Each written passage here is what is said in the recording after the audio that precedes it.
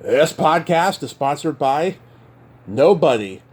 Hey dudes, welcome to Splat from the Past, the only 80s themed horror sci-fi show where things can get totally radical. Now today I will be doing my third Blonde Bombshell chat with April VeVea. This time we are turning the spotlight on Betty Grable. She's been working on a book about Betty for quite some time, and I don't know if it's done yet or not, but I'm going to find out. But Betty Grable, oh my God, what a career she had. She was married to Uncle Fester of the Addams Family, Jackie Coogan, for a brief time, and she was in so many great movies. I Wake Up Screaming. I Wake Up Screaming and Footlight Serenade and How to Marry a Millionaire and so many great movies. She lived an incredible life, and I'm so excited to have April back on to deep dive and talk about Betty. I can't wait. I love having these chats with her. It's funny, April's younger than I am, and we have a like-minded reverence for the past in old Hollywood. And I love talking to her. It's going to be fabulous today. So yeah, here is my new interview with April VeVea.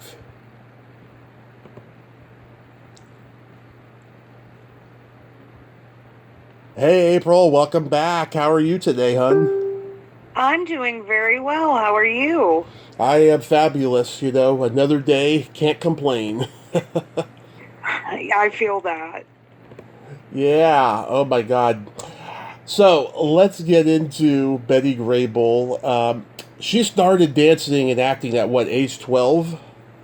Yes, sir. She came from the stage mom from hell, basically. She'd been performing since she was 3 years old, but she broke into the movies when she was Yeah, oh my God. So it was like her mom, like, a classic narcissistic type mother? 12. Lillian is a very complicated figure to discuss. She had actually fallen while she was pregnant with Betty, and it messed up her hip.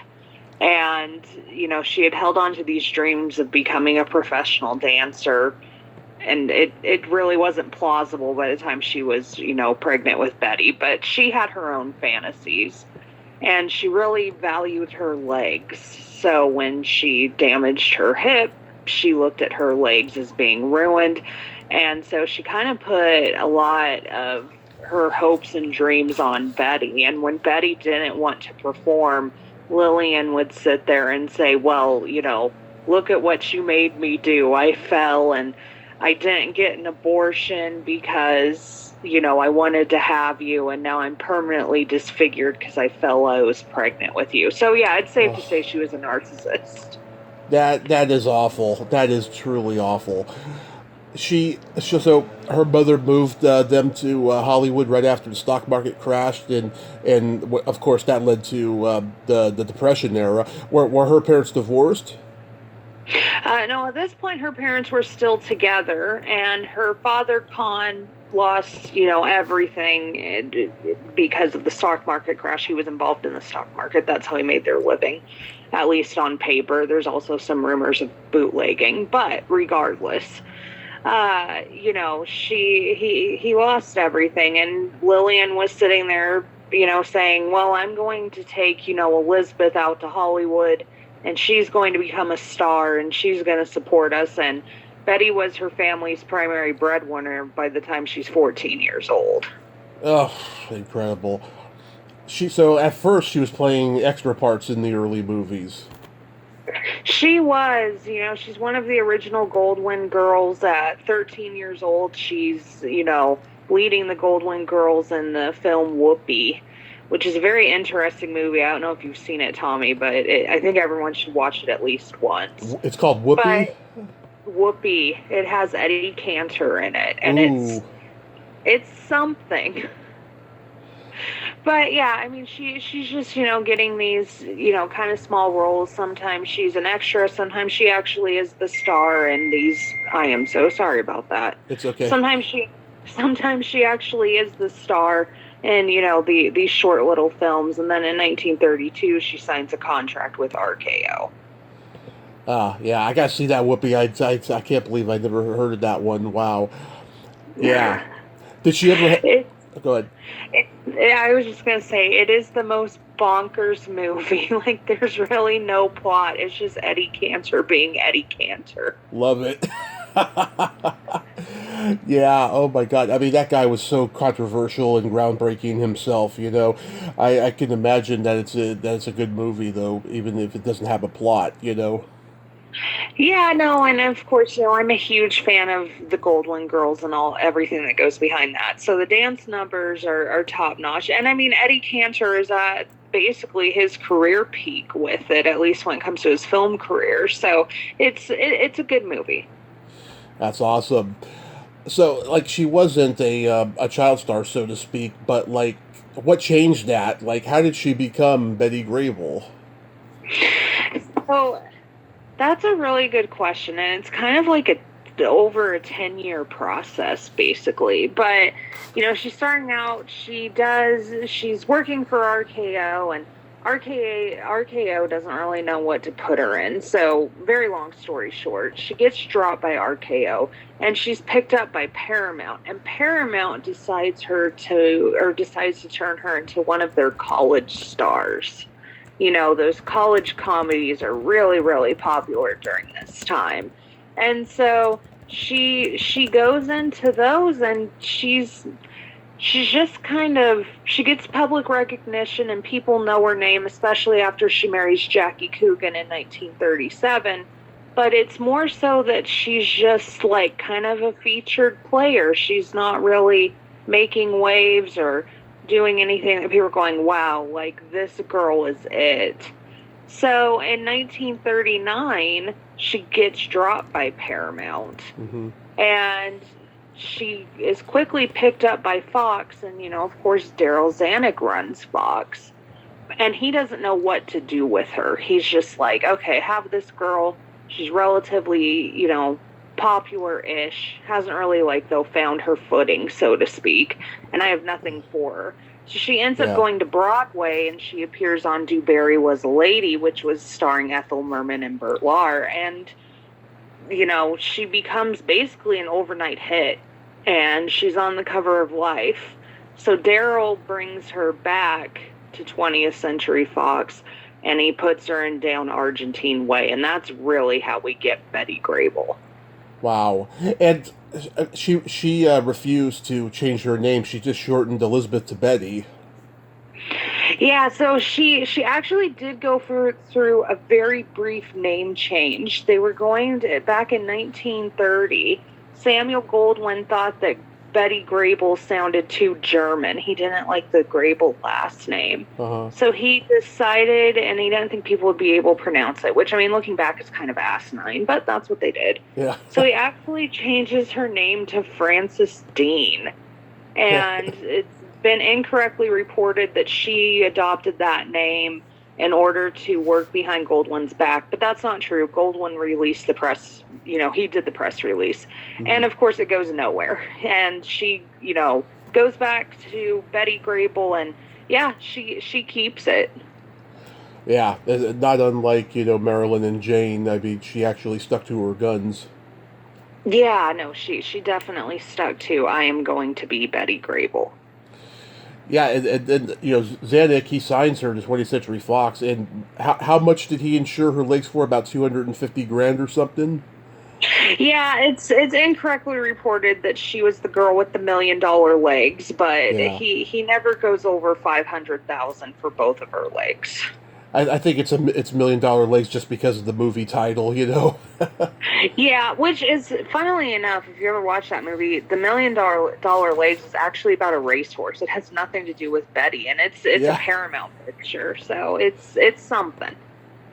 Paramount in those days, they were more B-movie than what they later became. It took them a while to find their fitting into the mainstream. They had Fred MacMurray under contract, and guys like Lou Ayres and stuff, and Fred MacMurray. It wasn't until later, like guys like William Holden and Alan Ladd started turning the studio into more mainstream focused movies. Yeah, no, most definitely. And it's, Paramount at that time did have a lot of these, you know, not all of them. I mean, they had some main people, but a lot of it was based on, kind of making these cheap movies, getting them out quickly, Yeah. getting kind of a name built up. And then usually a bigger studio would frequently come in and swoop in, although they were still considered one of the top studios. So, Oh yeah, I mean Universal and Columbia, they were more B, and they later branched out into mainstream. But even big studios like Warner Brothers and MGM had their B movies, and that was by design because if they had a movie that hit the box office, they would do tax write off movies. Okay, let's do a movie we don't believe in, release it, and just throw it away. And sometimes it would come back to bite them in the ass because sometimes the movie would do well, you know. yeah, no, I always love those featured player movies because most of the time, I mean, they're usually, not usually, let me back up. Some of them can be really forward thinking and they're Yeah. very interesting because they kind of, hedge on like this really wouldn't be something that the studio is going to get behind publicly. But, on the flip side, a lot of those movies weren't ever seen again. But you're right, once in a while they'd have one that would really, really break out and then they'd be like, oh God, what do we do? So, did Betty have any reservation about being a pinup queen? You know, not really. When she got a little older, she wasn't, as into it. She didn't want to do, the publicity pictures or anything like that. But, she really embraced it. And, Zanuck, for a little bit, tried to make her a little more serious. He, put her in A Yank in the Raft, co-starring Tyrone Power, as well as I Wake Up Screaming with Carol Landis and Victor Mature. And these movies were to kind of introduce the public to a more serious Betty Grable. And they didn't do horribly because Betty was already popular with the public, but they weren't great. And Betty very quickly realized, my niche is this, pinup persona, and I'm going to lean into it. And she really did lean into it up until, she retired from the screen in the 1950s. Mm-hmm. So let's talk about her brief marriage to Jackie Coogan. Was that like a studio assigned marriage, or did they really meet and fall in love? They really did meet and fall in love. And, they met in 1935. So Betty would have been, 18 years old.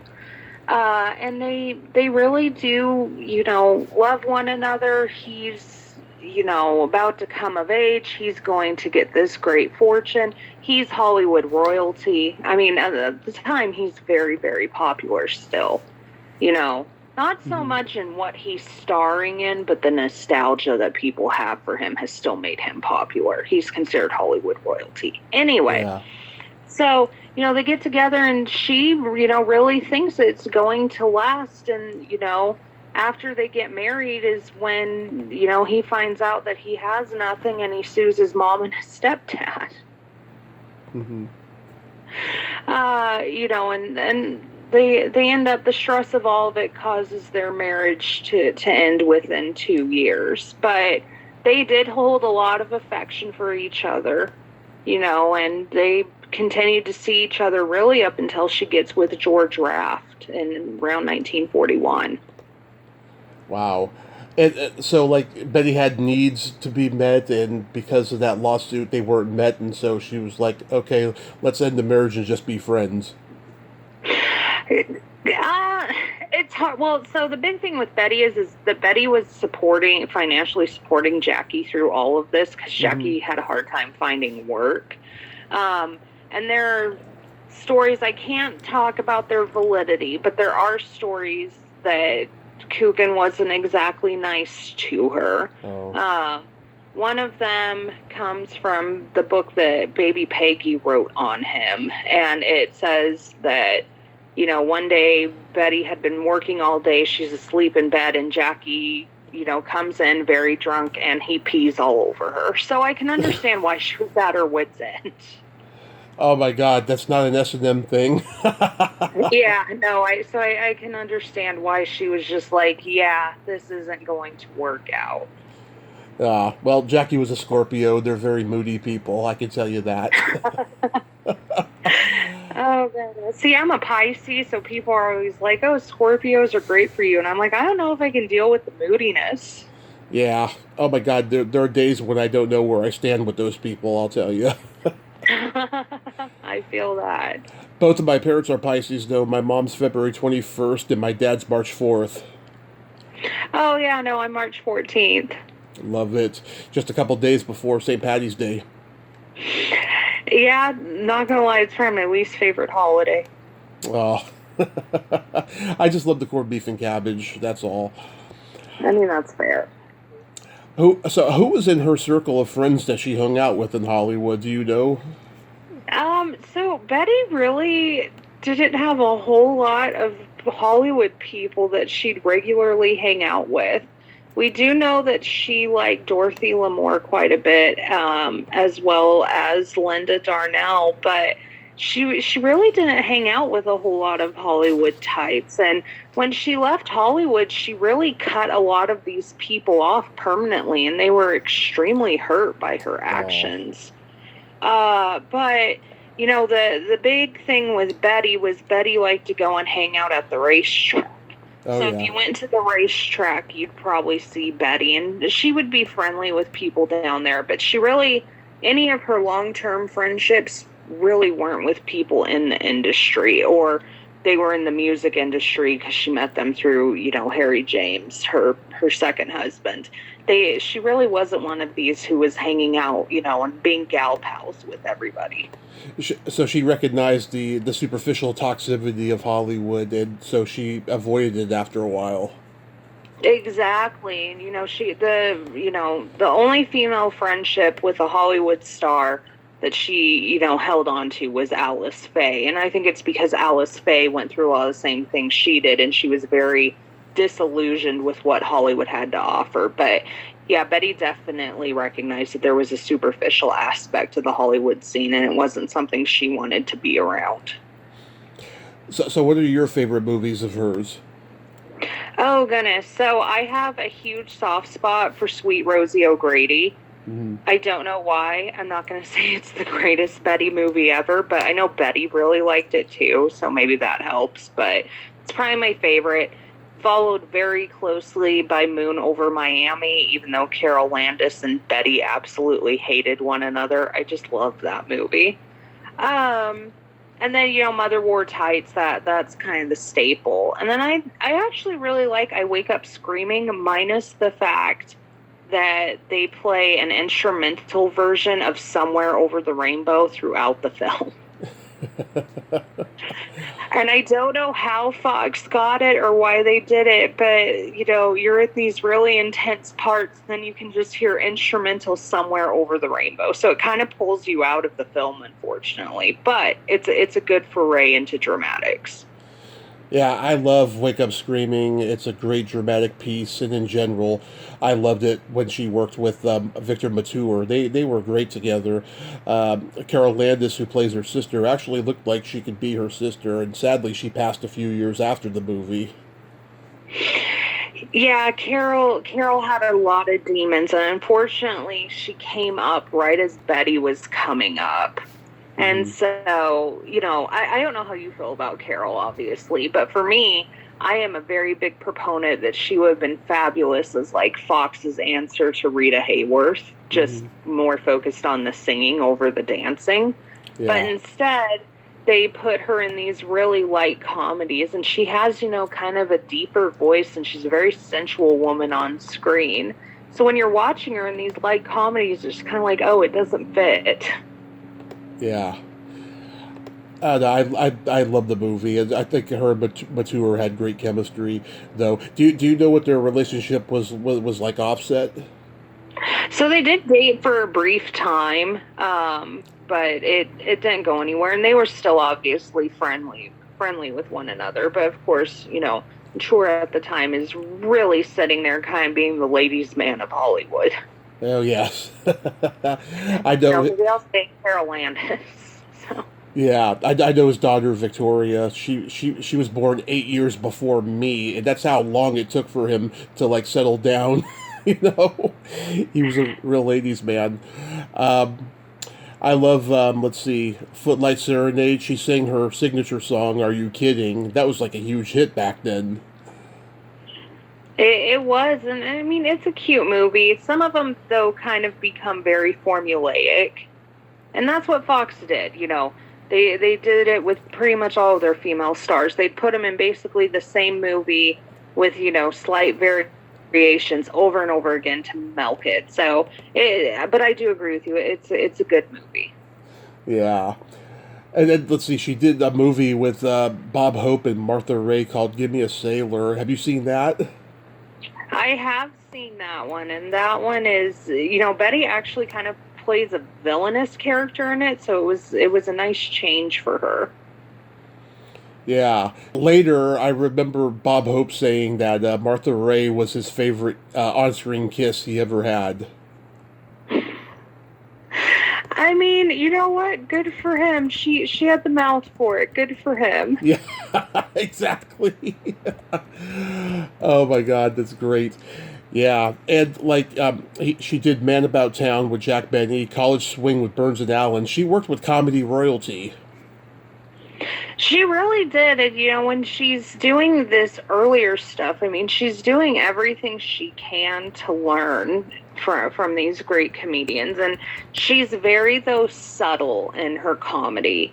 It's nothing that, I mean, there might be slapstick elements in it, but she's not going to sit there and, like, do a line and then, you know, kind of pause for the audience to chuckle. She's more subtle in it, and I actually think it works. And I think a lot of her films have aged relatively, not all of them, but most of them have aged relatively well for, you know, the time period. And a lot of that is because she is a little more subtle.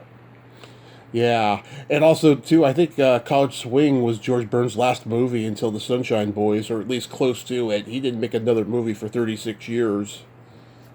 Which is insane when you think about it.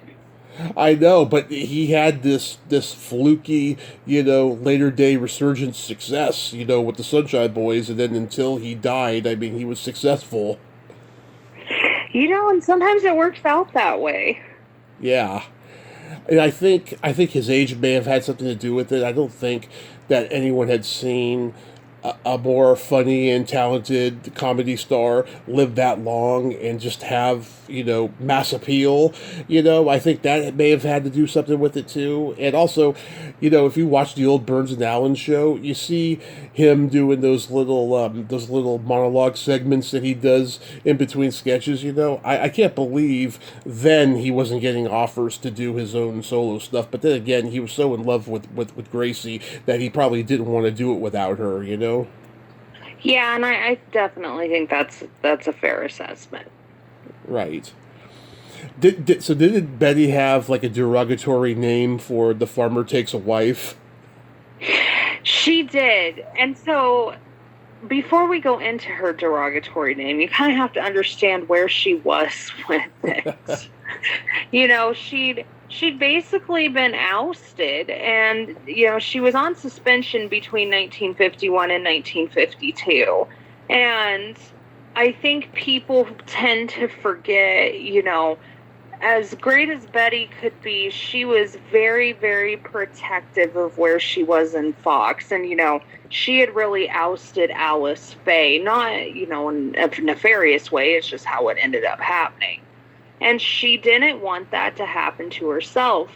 Unfortunately, she gets suspended right as, you know, a newcomer named Marilyn Monroe is coming up. Mm-hmm. And, you know, she begins to see the writing on the walls, but especially after, you know, The Farmer Takes a Wife, which she very politely referred to as The Farmer Takes a Shit.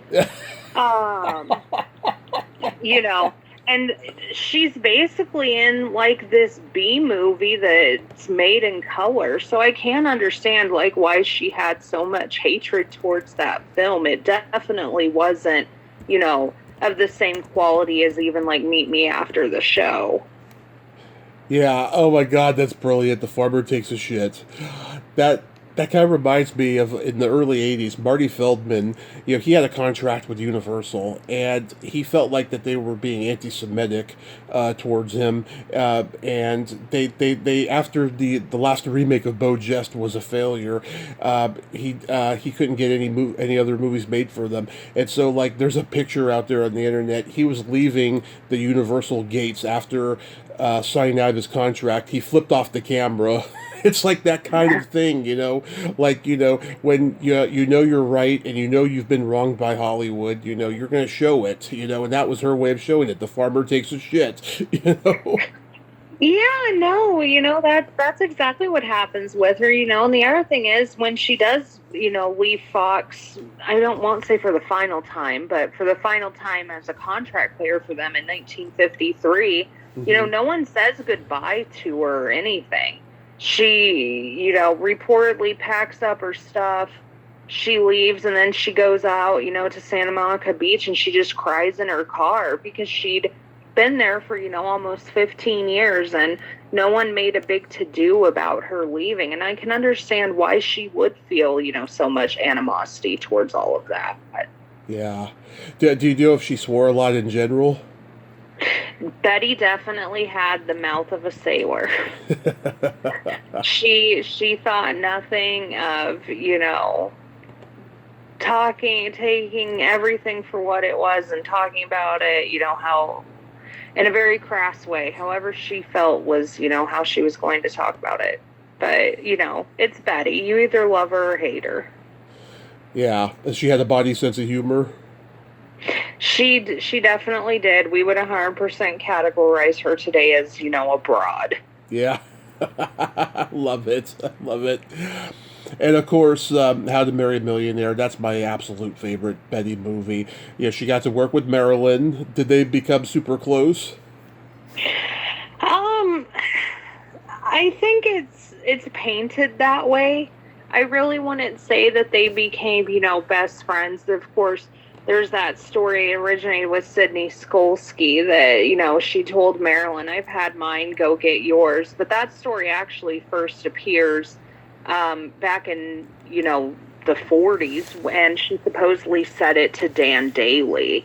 So, I don't think it was quite as rosy as people painted it, but I also think that she was nice to Marilyn. She treated Marilyn with respect, and she had a lot of respect for what Marilyn brought to the screen. But I don't think I'd classify them as, like, best friends. Yeah.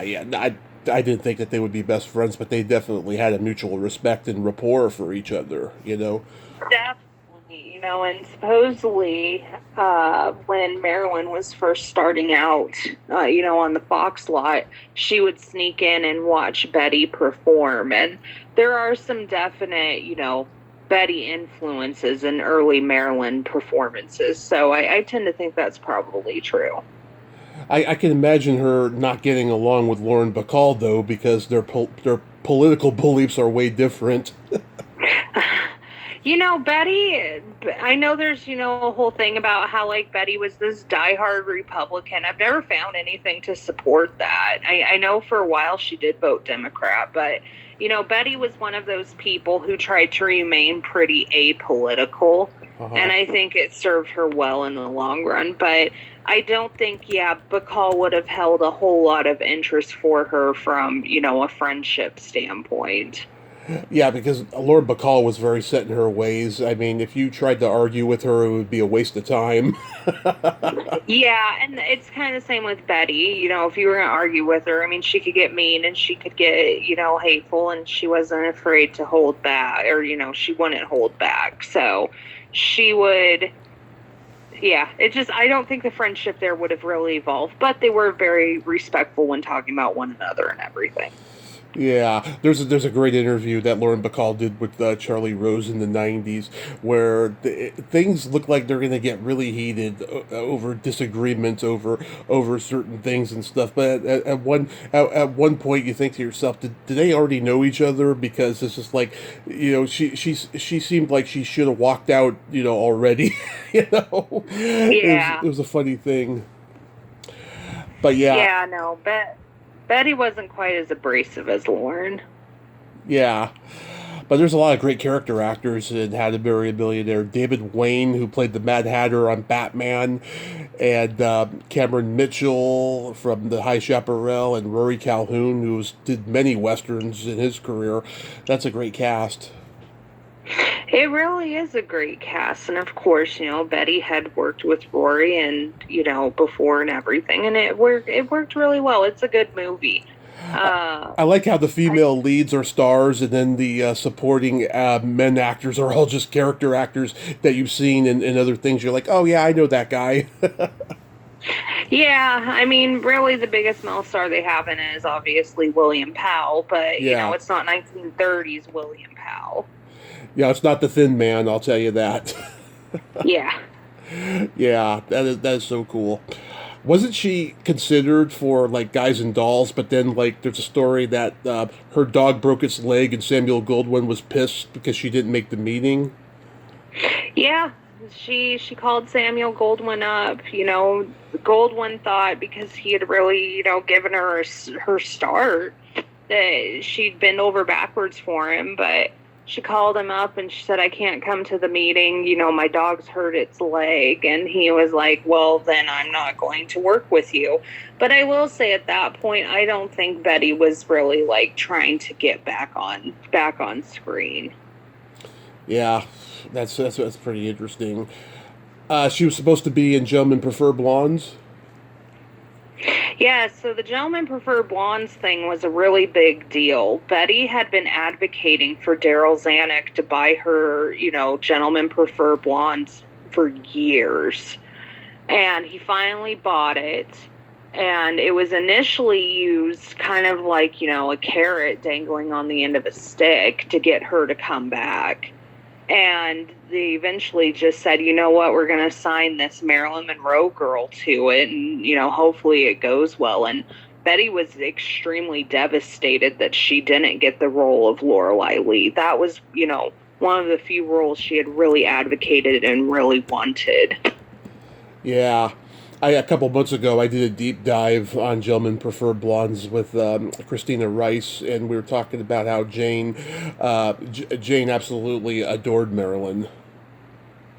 She did, and they had a nice friendship. And, Marilyn was kind of like Betty from the standpoint of she didn't have a whole lot of female friends, but we do know that Jane Russell's, one person she kept in all of her address books up until she died.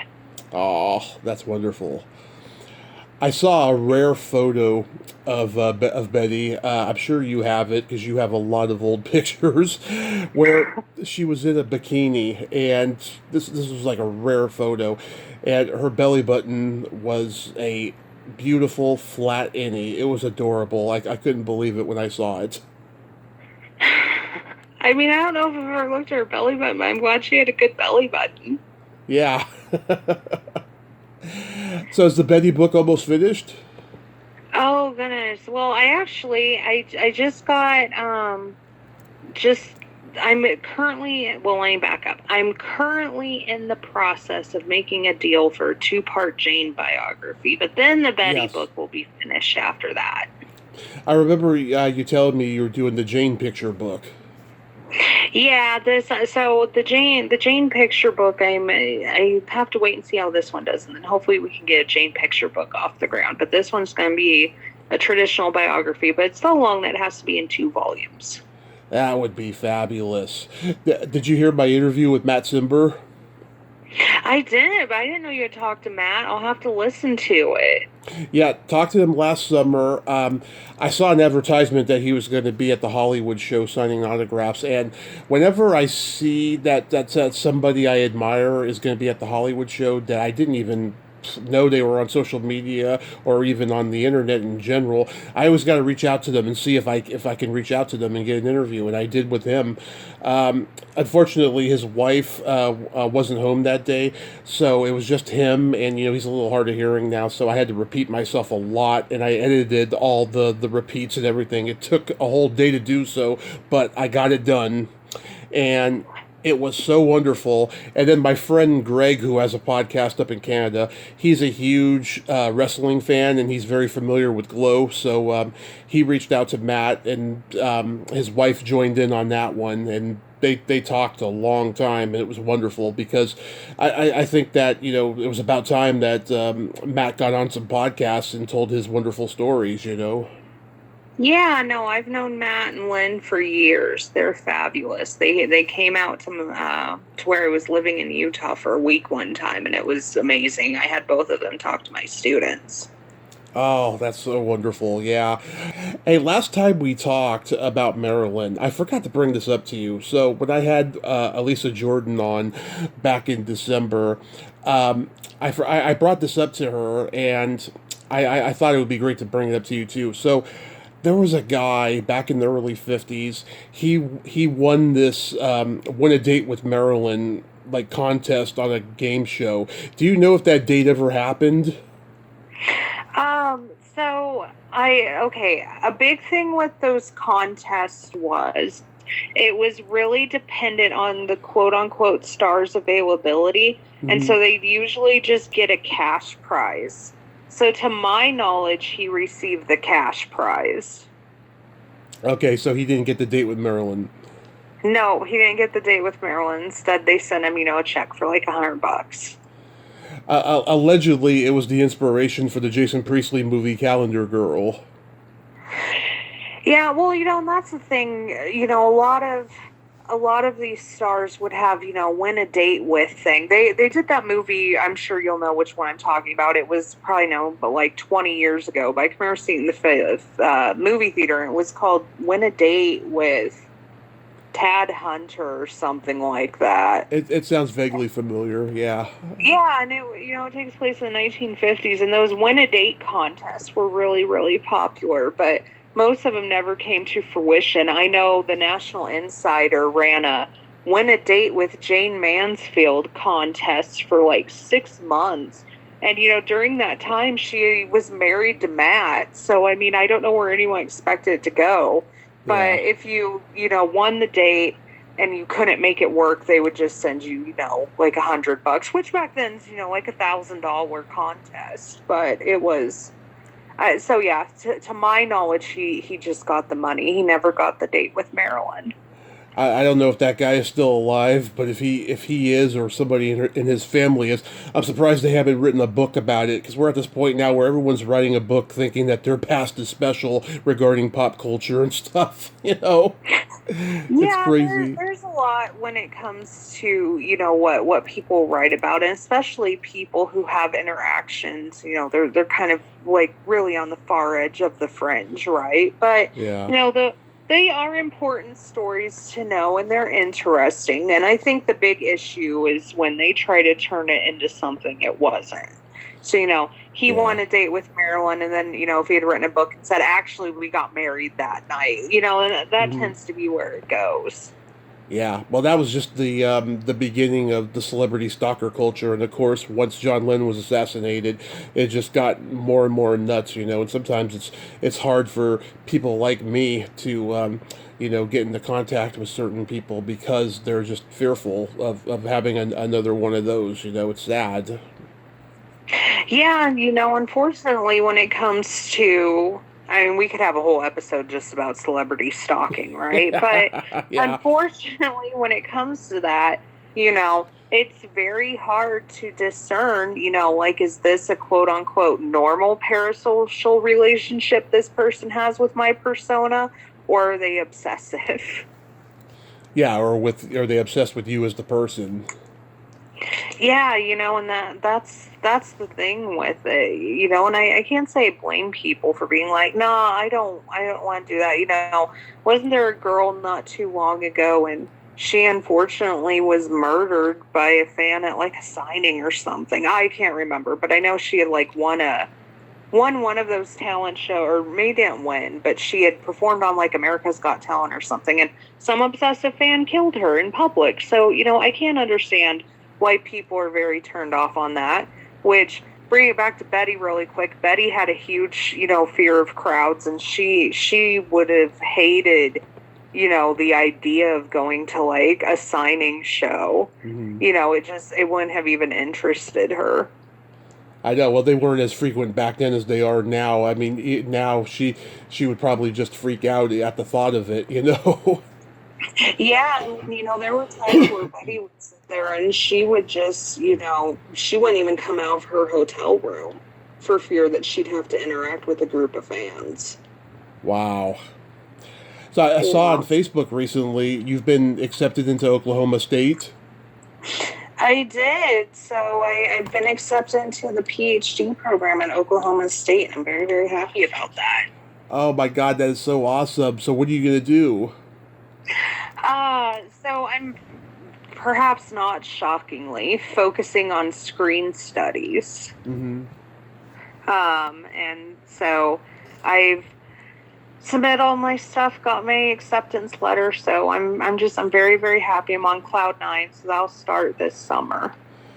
That is awesome. I'm so proud of you and so happy about that. I Thank went to you. I went to junior college and I got thrown out because I was correcting the film teacher every day. Is that surprising? Sometimes you just know more. Yeah, and and then I was hanging out with guys that were smoking a lot of pot in the courtyard. I found out as soon as I left that place, they actually had a banning of it. They hired more security to like enforce, people, not doing it in the courtyard and stuff. But that was fun, but I was very uncertain of what was going to happen to me next, right after high school and right after losing my grandmother, and after a whirlwind of life experiences and so forth, I'm happy where I am at the moment, and I'm just, thinking every day, okay, what's going to happen next. No, I definitely understand. Absolutely. April, you like usual. You are amazing, and I thank you so much for coming on. And once one of those books is finished and out, we'll talk again. And my condolences about your loss in the last week. I'm so sorry about that. Oh, thank you. No, I very much appreciate that. And I always love coming on and having our chats. Oh, thank you so much. Yes, I hope you two get through it and be safe out there and have a great rest of your day. Perfect. Thank you. You too, Tommy. Thank you. Okay. Bye. Well, there you have it. April VeVea. Ain't she a sweetheart? God, I love her. She is just so wonderful and passionate. I really, really love her. And I can't wait till her next book comes out, whether it's about Jane or Betty. We only scratched the surface today with Betty, but there's a lot more, I'm sure. Well, until next time, this is Tommy Throwback Kovac saying there's no shame in living in the past because the present sucks. Later, dudes!